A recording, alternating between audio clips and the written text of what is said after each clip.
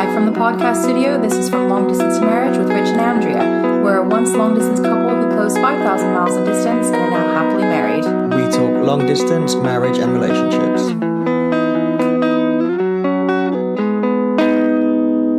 So welcome to episode 39. Today we're going to be talking about the reasons you're with your partner and whether they're the right reasons or potentially the wrong reasons. But before we get to that, I wanted to do a little bit of housekeeping and admin. So we've still got the fundraiser from last week for the Mitchells. If you haven't heard that episode, it's a long distance couple who are trying to close the distance from Wales to Florida, and he's got a health condition. He's on dialysis, awaiting a kidney transplant, a potential reduction in heart valve functionality. I think so, yeah. So we've just got a fundraiser to try and help them raise some money for the visa costs, and I think if everyone listening to this episode put in between $1 and $5, we'd probably have all the money in under a week, so we don't need a lot of money from individuals. So if you could contribute to that, that'd be really helpful. We'll put the link in the show notes on our website and on, hopefully on whatever players people listen to this on. If it's in the show notes, it'll be on there. Great, okay, well we'll put it in there, and then come and follow us. We're on Instagram a lot, Mr. and Mrs. Distance, or one word, no underscores or any of that nonsense. And if you come and follow us, you can help us talk about what subjects we're going to be discussing in future. You can ask us questions and generally get our thoughts on things outside of the podcast. So come and talk to us over there. I'll let you say something now. Hi. So I guess really on this week's episode, Rich had seen something on, where was it? Reddit. That made him think about this. And we've actually had a few posts lately on Instagram. It dovetails in with something I've been thinking about doing for an episode for a little while, but we'll get to that. But yeah, it is spurred on by this thread I've seen on Reddit, but it's not strictly the only reason. No, I was just going to say, though, if we had this weird little outburst. Just clarifying. Clarifying. Yeah. Clarifying. Basically, if you go into our grid, maybe for the last couple of weeks, you'll see a couple posts about kind of the idea of your partner completing you. And Rich, in particular, has some really definite opinions on that. And I think mine are pretty similar, but maybe slightly different. So I guess if you just want to kind of review the conversation. Like, I don't want it to seem like one of those things where I'm like being a killjoy about it, because in a lot of instances I completely understand the context and it's a fairly nice romantic thing to say, and like we've said it and it's fine. But you don't mean it. No, it's not that I don't mean it, but I'm saying when it becomes like an actual source of truth where it really is meant, that's a problem. So what that saying is when people say, oh, you complete me. And I didn't coin the phrase. I definitely read it somewhere, but they shouldn't complete you. They should complement you. And that was something I really pondered for a while, because I think there's this very romantic notion of I'm one half, you're one half. We come together when we make this beautiful whole. And like that's kind of true. I totally see the rationale behind that. Mm-hmm. But I think, like I said, so in that context, I get that in the same way you can say, oh, the sun rises in the morning, and you could be really literal and say, no, it doesn't. Sun doesn't move. Like, there's a reality to it, and there's a sort of everyday language to it. Mm-hmm. But I think in this is when, if you really are with someone and you genuinely feel like they do complete you, and you're with that person because you're lacking something, you've got an insecurity, you've got a vulnerability, then they're not really your partner, they're like you're dependent on them. I think that's a very different dynamic, and I don't think that's very healthy. So they should complement you in the sense that they bring out the best in you, like they support you, you may feel like more complete with them, like, you probably feel like I was missing an arm if you weren't around, but so in all that sense, like, yeah, they complete you in that they can help you go a little bit further, but equally you should be a fully functioning, capable person without them. I think, and this might sound a bit pedantic, but I think it's quite an apt way to explain it. Yeah, you should be a whole, complete person, and we'll kind of get to some of that a bit more in a bit. But that doesn't mean that someone can't complete your life, if that makes sense. Like, yeah, without you, I am a fully functioning, intelligent, emotionally awake person. But if I didn't have you in my life, I would feel like something significant was missing. And Yeah, that's basically what I just said. yeah, but I've just said it in a, quicker. Okay, so you're not arguing with me over it. No, I'm saying it might sound pedantic. It's just, like, a better way to say it. Like, you should be complete on your own, but that doesn't mean that your life is complete without this person or a person. Yeah, and it doesn't mean that they don't add anything to you. I mean, they should. I mean, absolutely they should. And like I said, they should push you to do new things. They should help you grow in whatever arena that is. Like, self-development. You know, they should give you a reason to want to be better, and maybe that's earn more money, get a better job, or stay in shape. Like, any number of reasons. But they should definitely be a positive influence in your life. But what it is for me is when people say they complete me, and maybe part of this is because we see very young people online, you know, and that definitely can influence it. But yeah, I think the language can be quite worrying if it's said with the wrong intention. So the thread that I saw on Reddit that we mentioned earlier was, and this was someone very young, I'm not going to get too specific, I don't know if they listen to us, but it was someone very young who was in a long distance relationship with someone who was slightly older. They'd never met, really it's unlikely they will meet, but it became quite clear that really the younger of the pair had depression and some issues in real life, quote unquote, and really the boyfriend in this situation was being used to try and help her through it. But I didn't get the impression that he was intentionally helping her through it and being this deliberate source of support. It felt more like she was latching onto someone, and through distraction or whatever else, he was her medicine. And that's really like a good example of summing up they don't complete you. Like, she has issues that need to be dealt with independently.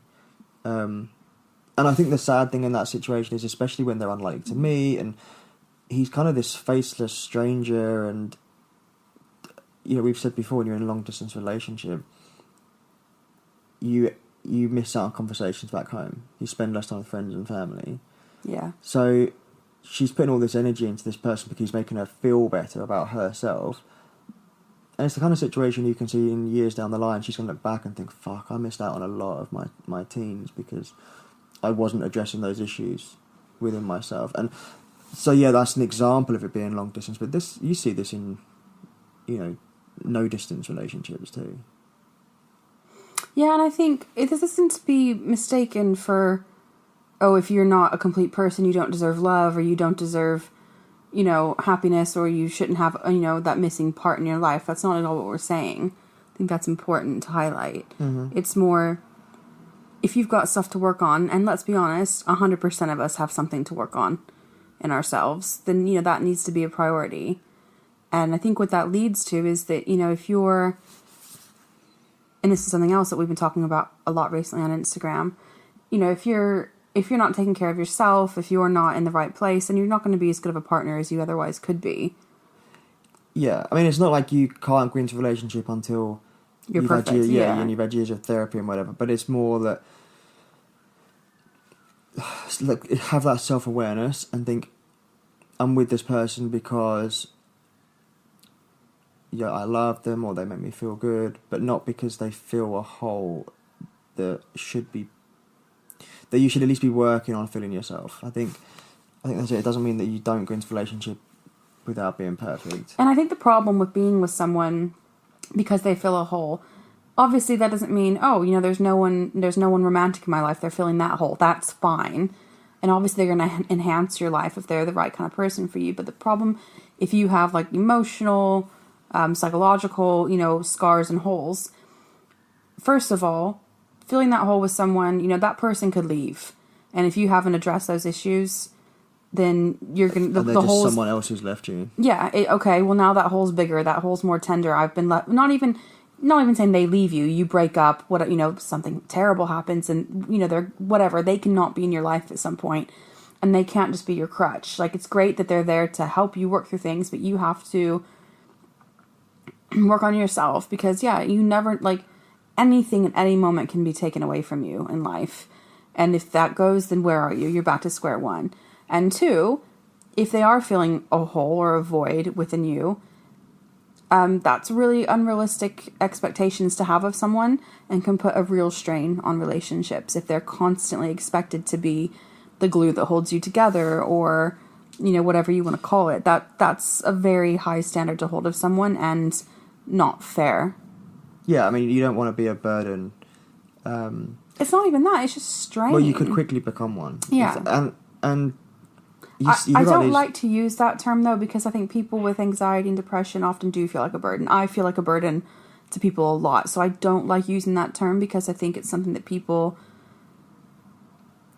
Well, what would you say? I don't know. I think that's a hard thing to actually say, or a harsh thing to actually say. But there's a difference between I feel like a burden because I've got insecurities and actually being one, I think. Maybe. And yeah, I understand what you're saying, and I don't know what the right term would be then, but I think the point is still valid.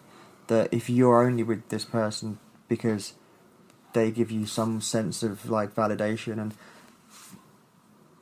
that's how they'll see you. They won't see you as, oh, I love you because you're my partner. They'll see you as, oh, you need me because I make you feel good about yourself, and that's a very different thing. But you can flip it the other way around as well. So, we've been talking about you should be with someone if you're the emotionally fragile one, but equally you get these people who like to be with these people because they feel good about that, like, oh, it empowers me, or if you like to be with people who need help.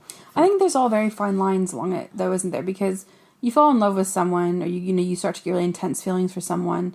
You do enjoy the feeling of making them feel better, and that is not unhealthy. But no. I think if it's the main theme or undertone or trend in your relationship, then maybe it's not the most healthy thing. It's the reason. If you love someone, you want to do it as a offshoot of that love. Yeah. Your caring instincts take over, or kick in. They don't take over necessarily, but they kick in. You think, okay, I want to help you because I love you. Then there's the, oh, that person needs some help, I'll do that, and like a white knight type thing. And you don't really love them, you see them as like a project, and I'll help you get better, like, because it makes me feel good. Yeah, I think that's quite a insidious, like, behaviour. Yeah. And then on top of it, like, just in general, what other reasons do you think are wrong reasons that people might be together? Convenience. Yeah. I think people might be together because there's a strong physical attraction, but the relationship's not healthy. Yeah, and it's not working. And I think in long distance, particularly, I think you can really like the idea of someone for a number of reasons. That could be, oh, they live in this country that's really cool and romantic and I'd love to be there and they're my ticket to it. Or, well, we've spoken online and, like, like when you read a book and you picture it in your mind. So everyone who reads that book will see it differently. I think it can be like that. You talk to this person through text and stuff and you build up an image in your mind, not of what they look like, but of what they may sound like, or what they are in general. What they are. You build up as a character. And then I think it can be very easy in long distance when you meet. If they're not that, you can kind of pretend they are. So you can like the idea of someone more than the person, or you may like the idea of this lovely romantic relationship and it isn't that. I know when you've mentioned before that when you told people that you were meeting someone from England, they were like, oh, castles and princesses and all that. And like, obviously that's not reality, but you can just imagine someone saying, oh, I'd love to live in England because of the history and this and that. And even though that's not the day-to-day life, you can just put it in your mind that that's sort of your reality, and it, like escapism. Well, yeah, and I think, I've mentioned this a few times, I'm sure. I know I have, actually. That, I had a friend who I met on my flight out here, and not long after she had started talking to a guy, I think somewhere in South Africa, and she lived in America, and, she went to visit him, and it wasn't really kind of working out great. And she was like, oh, but I just want what you have. I want that fairy tale story. And it's like, it's not a fairy tale. It's hard fucking work. Like, there was no, us riding off in the sunset. I mean, yeah, we kind of got that, but there's been sacrifice to make that happen. And I think people don't think about, not seeing their family every day, having to be integrated into a new culture, working out with your partner, like the whole, right, well, I'm here for you, how do we balance our life? It's just a lot. And I think that is definitely not the right reason, because you want a story. Like, every love story's great. Like, no matter what your circumstances are, you don't need to make it this big, moving mountains, epic thing. Well, do you think that's got worse from the internet? Like, talk about social media being highlight reels, and we've got a lot of rom-coms. Like, do you think there's more pressure now to have this perfect grid life? Well, perfect grid life, but also this really cool story, like, Maybe. And not being content to, me and your mum met in the pub 30 years ago. That was a fairly common story, but now it's like, we were up the fucking mountains of whatever, and Lake Tibidabo, and an eagle came down with a ring, and that was how you proposed. Like, do you know what I mean? Like, it feels much more like over the top now. I don't know, maybe we're just seeing it more because of the, media and social media and stuff. Like, people didn't have ways to tell those stories. And yeah, I mean, I don't know, maybe it's an interesting point. But I think other reasons, that can play a factor that aren't good are, money, status. Yeah. Revenge is a really bad one that I think is probably quite common. You get with someone because you're trying to get back at someone else, or something like that. But I just think these things are really damaging. Oh, and I think sex too. Like, if you're with someone who's like, they're very, very, or if you both have a very what's the fucking word I'm thinking of? Compatible and fulfilling sex life, you think, that's gonna be hard to walk away from, because from previous partners that they're not all that good. You might think that's hard to walk away from, and sometimes there's more than one of these things combined. Like, they've got the money and the status that you mentioned, and you have this incredible sex life, but other than that, they treat you like shit, and you don't really get on very well. Like, I suppose some decisions are harder than others, but you have to be with them for the right reasons, I think.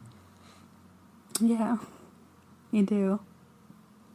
I'm just trying to think if there are, like, exceptions to that. Well, I think this just, because you're with people for the right reasons isn't to say that there's not going to still be struggle. I mean... But it also doesn't mean there won't be good times if you're with them for the wrong reasons. Yeah. And I think that's why it's so hard. People don't just walk away from things because, you put work into this relationship and then something starts going wrong and you think, well, maybe we can fix this. Like, it's not kind of as black and white as we're making it sound, for sure, and we're well aware of that. Well, you saying that, I mean, maybe there's stubbornness too. Like, people... If you've been making a mistake for years, then it can be... your ego might say, I don't want to walk away from this. Then you're almost admitting that you've made a mistake for years. Or failed or something. Or failed. Yeah, so fear of failure is so probably you might be like, one. I'm going to persevere with this. I'll make it better. And on failure, I think also family. Like, if you've got a partner that your family or your friends have said, I'm not really sure, they're the right one for you, you can almost feel like, well, fuck you. Like, and I can't walk away from them now because then I'm proving you all right and I don't want to do that. Like, so I think ego can really get in the way. I think also fear of walking away in general. You're with this person because you're afraid not to be, because you don't know any different, or you're scared of being on your own. Yeah. And I think that's a really bad one, and I think... But it's also very understandable. It's understandable, yeah, totally, but I think that one ties in with what we said at the beginning, about this Reddit conversation. It's like, I'm with this person because... I feel sad or incomplete or whatever it might be, and then I think ultimately, if you peel back the layers of that, it's a fear of being on your own, and the fear of being on your own can obviously manifest in a number of different ways. But I think if you're with someone because you just want to be with anyone, then one, that's not fair to that person, because they're with someone that doesn't really want to be with them. They just want to be with someone, anyone. And I think... People deserve to be more than just a warm body. Yeah, and I think, not every relationship is going to be fireworks and this incredible story. They do exist. But equally, everyone does deserve to be in the relationship where it's really good and they're really happy and they do have those sparks between them. You say that. I think that every relationship, at least at the beginning, should have some fireworks. Yeah. At least at the beginning they should have some. And for a while. But not all of them do, and I think, But they should. People deserve that. The amount of relationships where, we were a one night stand and she got pregnant and so now we're together, and, or, well, it was just convenient. I just remember, and I suppose there are things like arranged marriages and things where that they may develop over years to become. That's kind of hard to comment on, but I think I just know for me that I remember before we met, it was kind of between when we were first supposed to meet and then we had radio silence for a few years before we actually did meet. I remember I had met this guy and I was visiting my sister, talking about it, and he was cool, he was nice, we had a lot in common, we got on, but I didn't feel any fireworks. And I remember saying to my sister, well, maybe just all relationships don't have that. And she's like, they should at this point. You're meeting this person, you're getting to know them. That's a sign that, okay, maybe, nice guy, but maybe not quite right for me. Mm-hmm. And that I ultimately took that advice. I just thought, you know what, I'm not getting any kind of excitement or passion. I just don't feel anything like that. And, maybe some people are okay to not have passion. I mean, I think everyone wants it to an extent. Yeah, there should be passion. And of course that's hard in long distance because the passion's not physical so much of the time. But I just think if you're with someone because you've got a selfish reason, and regardless of how justified you may feel, that if you're with them because really they're a crutch for you, then it is selfish. And I think let them be happy with someone else and let them have the good things, have those fireworks with someone else and work on yourself. And I think I just think this idea that they complete me when it's not completely meant from a it sounds romantic, but everyone kind of knows what I mean. Mm-hmm. When it's said with actual I'm nothing without you-ness. Yeah, and you kind of hear about these people and where it's if I leave them they'll kill themselves. There's that degree of dependency. You need help.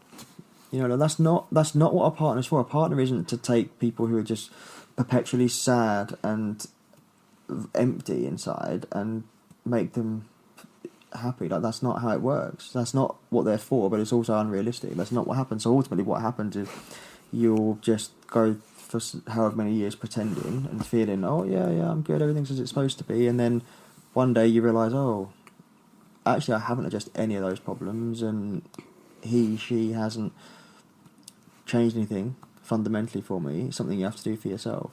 So it's not for anyone, including yourself. I think any relationship where people are together for the wrong reasons, and it's sad because, one of you may be with one for the right reasons, but the other person isn't. So say, let's go with status and money. It might be, maybe he is, let's say she's really rich and she's, got a lot going on and all this. And, the guy's actually with her because, do you know what? I really genuinely, for all the right reasons, genuinely loves her. But maybe she's with him because he's the right look for her. He matches her. Like a trophy wife type thing. Yeah, but a trophy husband. But he makes, he matches my look on my, maybe they're an Instagram influencer. It's so it's sad because one person can be doing it for genuinely the right reasons. It doesn't mean that the one doing it for the wrong reasons doesn't have affection for them. But the motivations behind it have to be genuine because you genuinely want to be with this person. And I think it really is only ever going to have two outcomes if you're with someone for the wrong reasons. It's going to end, maybe not badly, but it's not going to work. Or two, it does last, and yet you both have very unsatisfying lives because you're not with them for the right person, for the right reason, so you're not getting what you need because they're not the right person for you. And then they're not getting it because you're not genuine in your motivations behind it. Yeah, and you don't want to look back 20, 30 years down the line and think, I wasted my life. Yeah. Pursuing that. And, we had a message from someone, or I did, I don't know if you saw it, a little while back on Reddit, funnily enough. And this person was in a long-distance relationship, and then she ghosted him, and it went down. And the message that he sent was, can you give me some tips on how I get into another long distance relationship? And basically we had a conversation, and then it transpired that basically he wanted long distance because he felt so bad about himself. He just didn't think he would get a real life girlfriend. No one would be physically attracted to him. So he wanted this long distance relationship. And it's kind of the same thing of, well, you're using the long distance relationship as a crutch, and really the goal of a long distance relationship is to eventually meet. So eventually live together close distance. So it's kind of, that's going to backfire. So really what you're just looking for is someone, again, to give you that validation. And so to me, it's about, you have to be your own point of origin. Like you have to improve yourself. You have to work on yourself. And obviously, again, that's different for everyone. It depends what your perceived shortcoming is. If you've been bullied or abused or whatever, then and you feel like you need psychological help to overcome that. But then if you're just unhappy with your body, then you join a gym and eat right and stuff like that. But you need to do it for yourself, and if you make yourself as good as you can be, or you're on that path and you're doing it for yourself, then everything else will fall into place. You'll attract the right people. You'll attract people of so-called high value. I think there's really something to that. Like, we all want more, whether we want a better paying job or a better home or more money or a better version of ourselves, whether that's internally or externally. And we all just kind of think, if I just do the right things in life and I'm a good person and I keep my head down and go along, I'll get these things. And that's really not true. Like, I'm beginning to see, like, for myself especially, there's a lot of things that I want different in myself. And it's not just going to happen. Like, it's a lot of work. But that work, like Rich just said, it will have ripple effects into the rest of your life. What you put out there, I genuinely think you get back. And when you're working on yourself and trying to right the things that maybe you've been doing wrong or just not taking care of in yourself, really, really quickly, it starts to change things. I think it changes your outlook, and then you get, when you're... People see you differently. People see you differently, not because you look different yet or you've lost the weight yet, but... or whatever challenge it is that you're facing, people respond to positivity. And when you're implementing those changes and starting to tackle those challenges to change things for yourself, you immediately become a more positive force because you're being proactive and you're accepting responsibility for maybe what you haven't been doing right, or things you want to do differently. And it does come back at you, and people do see it and people respond to it positively. It's like one of those things my mom's always said, you get more bees with honey than vinegar.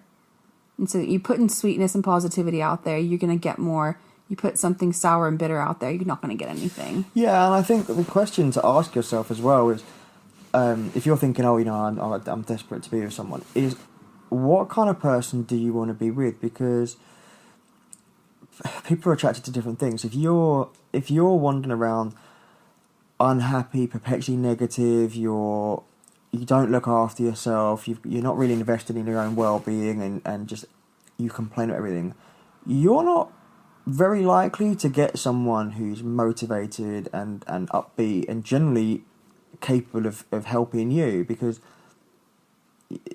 misery attracts misery.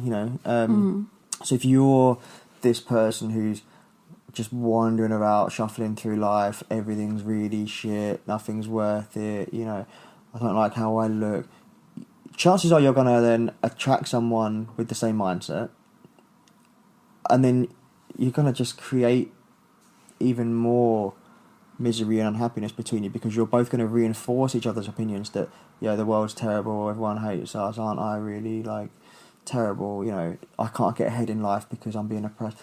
But then if you're thinking, well, actually, I'm going to start eating a little bit better and I'm going to go to the gym, and you do that for, say, a month or 2 months, and you just start seeing little changes, it makes you feel better.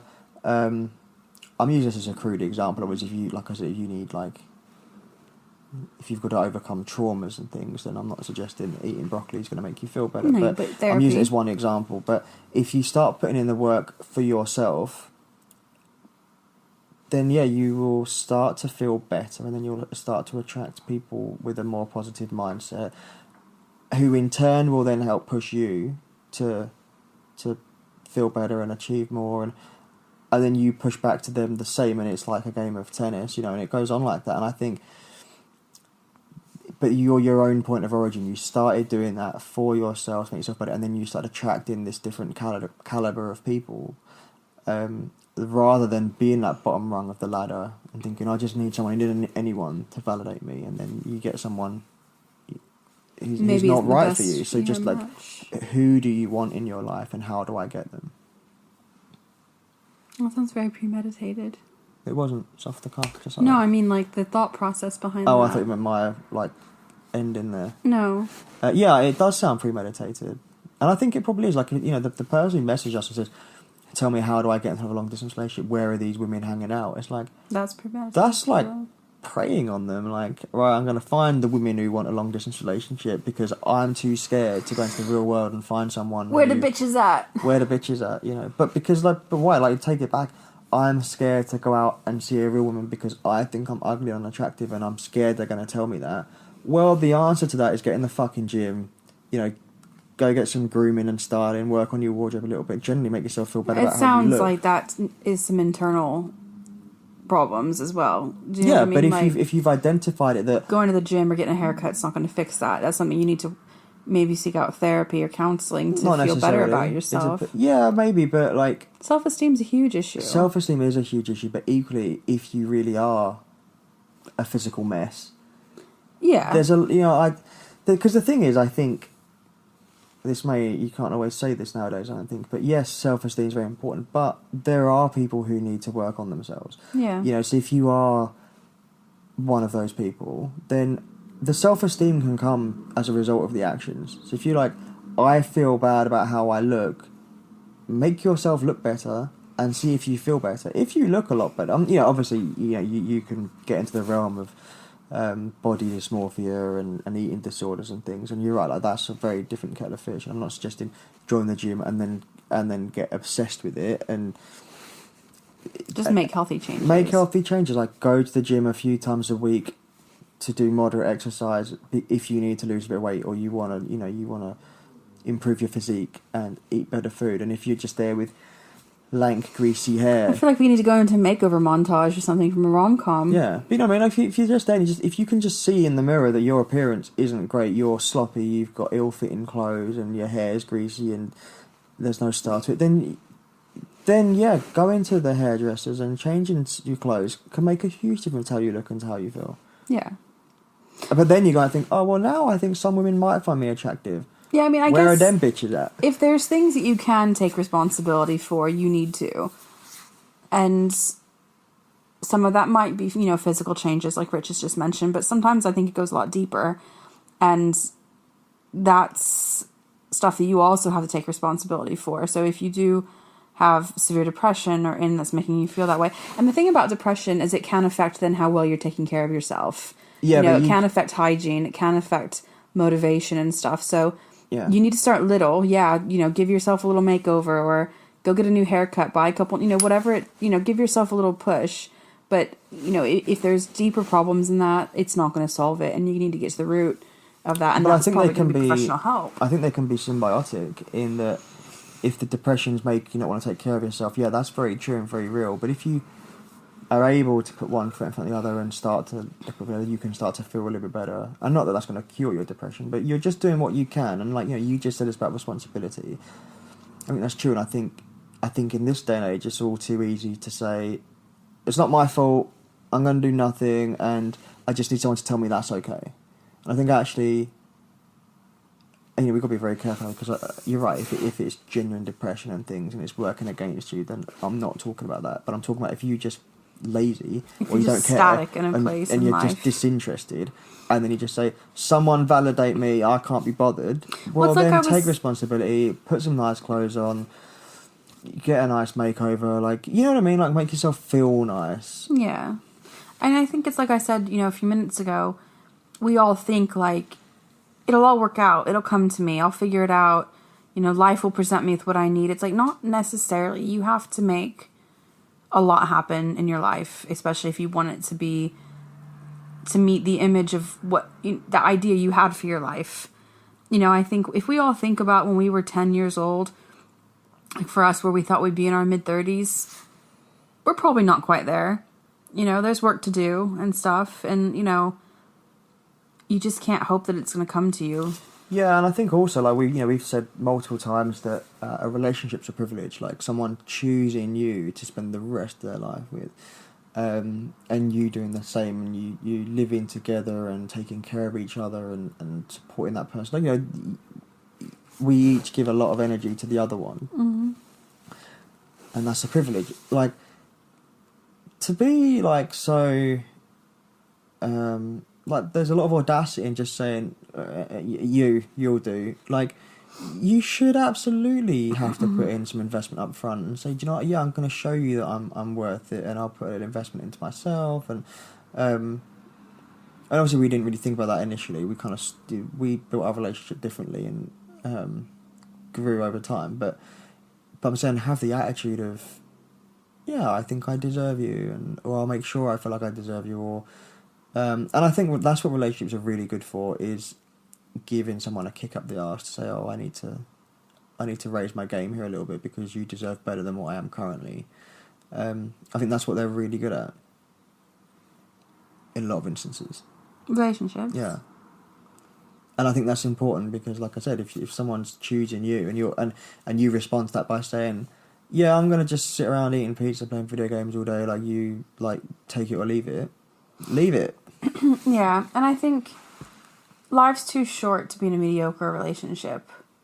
And I remember, like, when I first moved here, and I remember, like, we were in our first apartment, and I was getting ready to go to work, and we've been arguing about something, and we've been very open before about, the first couple years, first year in particular of our marriage, there's a lot of adjusting going on. We were newlyweds, on our own together for the first time. I'd moved. There was a lot to work around.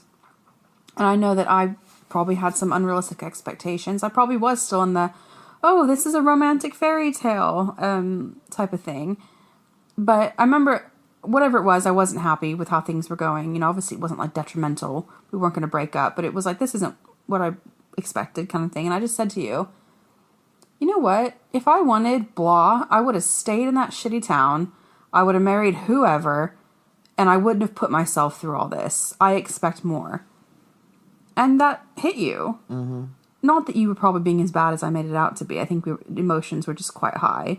But maybe you were being a bit complacent with some things. Yeah, and, like, I think for us in particular was we were young. We were really young. We married at 24, 25, and so we sort of learned together and we grew together rather than maybe being, say, 35, 40 with more lived experience and a few more failed relationships, and you can see why they've gone wrong and all that. Like, we literally had no blueprint for what the hell we were supposed to do or what other people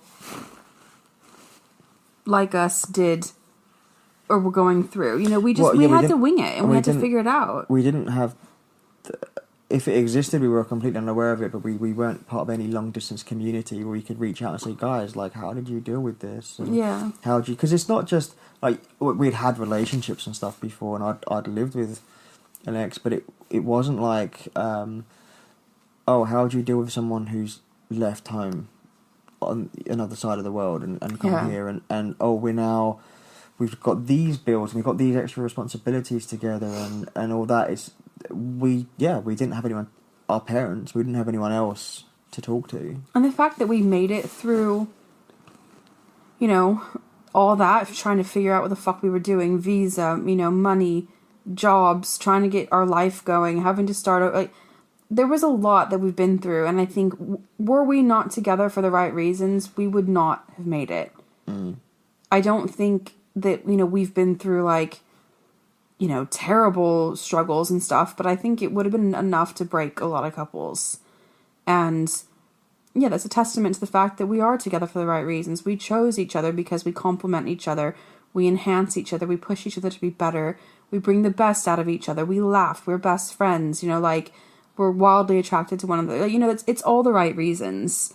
And had it not been, it wouldn't have worked. Yeah.